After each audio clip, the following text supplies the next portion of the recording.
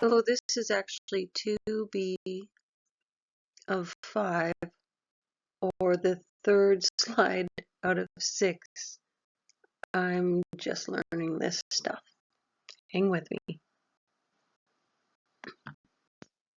I'm showing this transcribed version of the deed so it's easier to read, and highlighted in yellow is what's underlined on the original deed previously. If you're unsure that it's transcribed or translated correctly, just go back and look at the last slide, search it on the link I provided earlier, or again reach out, I'll try and provide it. We'll take a closer look at this deed as it not only says 1 chain but further clarifies 66 feet. Most of the other deeds at this time don't do this.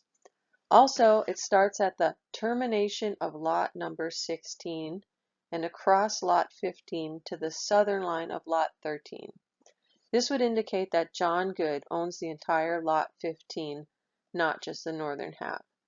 The registrar agreed that this was sometimes the practice back then, that some deeds just weren't registered. I think to the southern line of lot 13 is not correct though, as it only says across 15, not across 14, which half belongs to his brother James, and James doesn't sign off on this. Plus, a supposed agreement with Kennedy F. Burns shows up in another deed later for lot 14's waterfront, though that deed is part of a group of fakes, as I'll show in a later documentary. And then when William Branch, who buys it from James Good, deeds it down, he's keeping the waterfront for himself. It kind of shows that these save and accept is only held by the seller, but not in perpetuity, which was also how all the other waterfront deeds at this time were shown, that was the understanding among the farmers, that that's what privileges meant. Anyway, another rabbit hole. The amount for this agreement is blank, but in the consecutive and adjoining lot 16 and similar deeds with Adams, the amount is between $10 and $15. Also very important is that John and his heirs retain any grass and crops for their own benefit, highlighted in green, and that John actually occupies the land. He's not just a land dealer. That tells me that this is an access. He didn't just buy this property for $400 and is planning to sell the riverfront, the most valuable part, for between $10 and $15, and then expect to still farm it. It doesn't say John A. in this deed, but when Sam and Isabella sold to him and his brother James, the registry recorded him as John A. Good, as I show here. In 1883, John A. Arthur Good decides to immigrate to Wisconsin. He leaves Lot 15 north to his uncle William A. Good and Lot 15 south to his brother Walter Good, without deeds. A year later, his brother James Good from Lot 14 south follows him. James Good has an indenture with William Branch for Lot 14 south by now, and gives his and Walter's uncle Robert power of attorney. Indeed, volume 32, 179, page 305, in 1886, to collect the money from William Branch. Their agreement is volume 30, deed 470 on page 717 in 1884. James Good's fake agreement with Kennedy F. Burns is volume 29, 184, page 268 in 1882. Again, we will discuss that in another video. In June of 1885, when Walter Good wants to deed the northern half of the south half of Lot 15 to William A. Good, 50 acres, this is where one of the major fake deeds comes in. This Good deed, volume 31, number 313 on page 425, from Walter Good to William A. Good for $175, claims Walter owns it from Kennedy F. Burns by deed dated 30th day of June, 1883, volume 30, deed 67, page 129. That deed says bounded on the east by the Nipissaquit River, save and except the front at the big river mentioned in the deed from Kennedy F. Burns to the said Walter Good. The problem with this is that Kennedy F. Burns never owned the land to sell it to Walter. John A. Good did. The only reason I have to go down this rabbit hole is because this fake deed is connected to other fake deeds that are also connected to Lot 15 North. So Kennedy F. Burns' deed, dated June 30th, 1883, is actually Volume 30, Deed 67, page 129. Let's take out some important info from this deed. Underlined, 1/2 of Lot 15, bounded on the east by the Big Nipisiguit River, saving and accepting. This is where the Registrar, Service New Brunswick, our family lawyer for decades, gets all excited. To them, saving and accepting means they are keeping that as real property, and they won't even hear anything you have to say after that. I point out that prior and later deeds say this about the same piece of land, but different people's names, and they say they don't need to see the other deeds before or after because they believe this one. So it says, the entire waterfront and fishing privileges of the same, also saving and accepting a right-of-way over any part of said lot, hereby reserved for fishing privileges.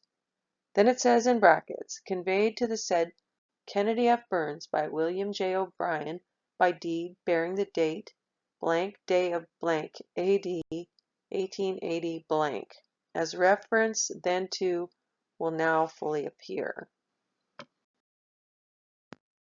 So how does William James O'Brien claim to own it to sell it to Kennedy F. Burns when there's no deed number or date to refer to? It would be very hard back then for anyone to spot this or even try and find a deed number. But I found it. William James O'Brien had created a slew of fake deeds in 1882. These, from 184 to 187, are some of the fake deeds I will discuss in a coming video. This one, Volume 29, 184, page 268, September 13, 1882, selling Lot 15 South and all of Lot 21 to Kennedy F. Burns, saving and accepting the riverfronts, and worded almost the exact same as the Kennedy F. Burns deed to Walter.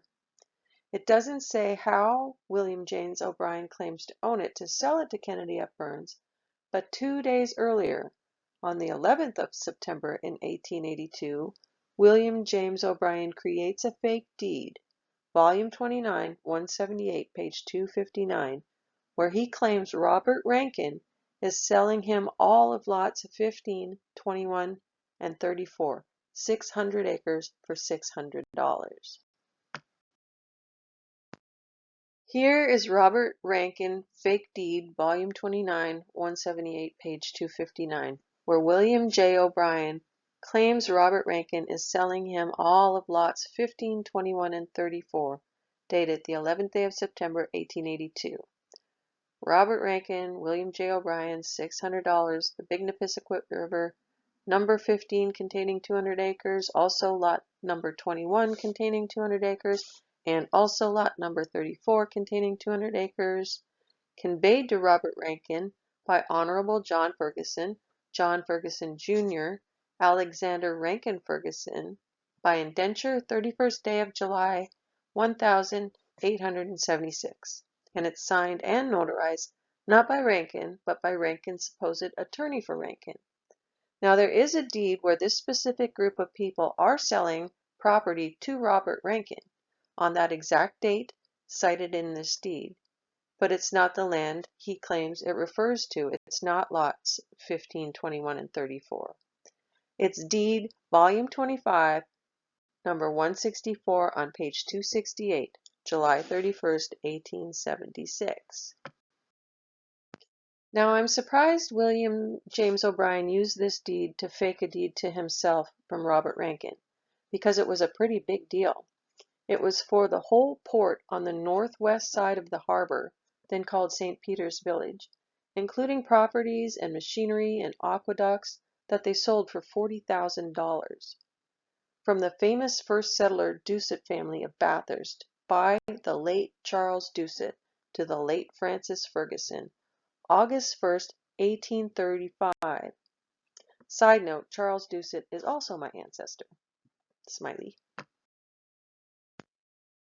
My family has owned land on the Rough Water side since 1834, almost 200 years, and on this side since 1879, over 145 years. They cleared the land, worked the land, farmed, and cut granite out of the quarry. They were the cooks, the guides, the loggers of the river. My great-great-grandfather Bateman was even the warden of the river under Her Majesty the Queen. There are newspaper articles where the rich folk from Boston and New York did not like him, as he allowed the landowners, the riparian owners, and the Indians to fish their own lands. In their words, he was allowing friends and neighbors to fish, even though it was their right from the crown. My grandfather Orrin died young from rock dust on his lungs, probably from having worked the quarry from a young age. For me growing up here, there probably wasn't an inch of those shores me or my pony tramp didn't know.